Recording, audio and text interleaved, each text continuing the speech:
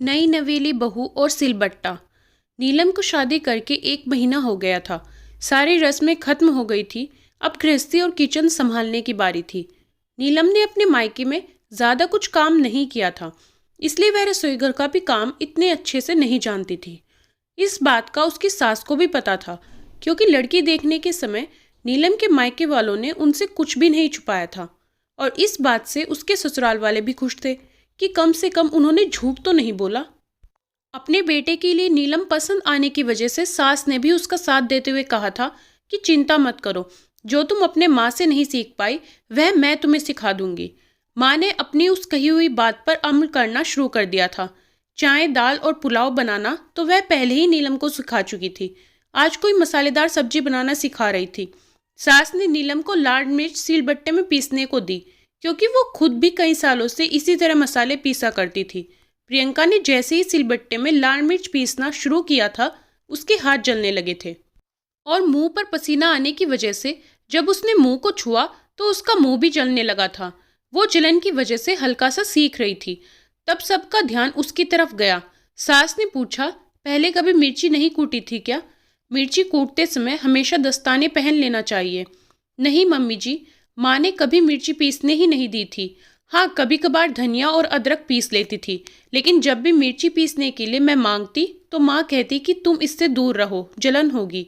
नीलम बोली, ठीक है, कोई बात नहीं। अब अच्छे से हाथ और मुंह धो लो और थोड़ा घी लगा लो और एक तरफ जाकर बैठ जाओ, थोड़ा आराम मिलेगा। और आगे से ध्यान रखना कि हमेशा हाथ और मुंह ढककर ही मिर्ची पीसना, सास ने नीलम से कहा।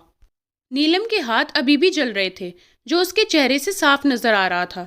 अंकुर अपनी बीवी की ऐसी हालत देख नहीं पा रहा था।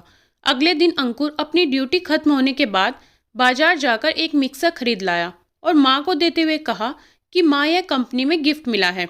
चलो अच्छा ही हुआ, अब इसके कारण अब तुम्हारा हाथ भी नहीं जलेगा। अंकुर तिरछी नज़र से अपनी पत्नी को देख रहा था। उसकी यह हरकत माँ ने भी देख ली। माँ बोली, अच्छा जी, अब समझ में आया। बीवी को एक बार हाथ में क्या जलन हो गई, नया मिक्सचर आ गया और मैं इतने सालों से नहीं बताती थी, तो क्या मेरे हाथ नहीं जलते थे? अरे भगवान, यह तो अच्छी बात है ना। मिक्सचर नया घर में आया है तो सिर्फ तुम्हारी बहू थोड़े इस्तेमाल करेगी, इसका फायदा तो तुम्हें भी होगा ना। पिताजी ने बात को संभालने के लिए बीच में ही अपनी बीवी को चिढ़ाते हुए कहा, इसलिए कहता हूँ माँ, अपनी तकलीफें बताया करो। आप ही सोचो, अगर नीलम ने अपनी जलन छुपाई होती और किसी को पता नहीं चलने दिया होता तो क्या आज इस घर में मिक्सचर आ पाता? जैसे ही मुझे समस्या पता चली, मैंने उसका हल निकाल लिया।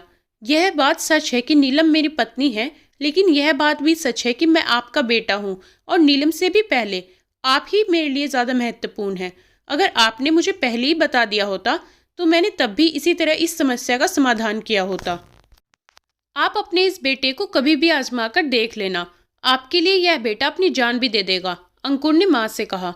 माँ अपने बेटे के मुंह से इतनी प्यारी प्यारी बातें सुनकर ही खुश हो गई और उसे गले से लगा लिया और बोली, जीते रहो मेरे बेटे।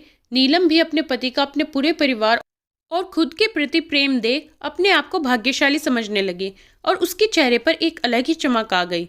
दोस्तों, कहानी कैसी लगी कमेंट करके ज़रूर बताएं। कहानी पसंद आए तो वीडियो को लाइक, शेयर और चैनल को सब्सक्राइब ज़रूर कीजिएगा। धन्यवाद।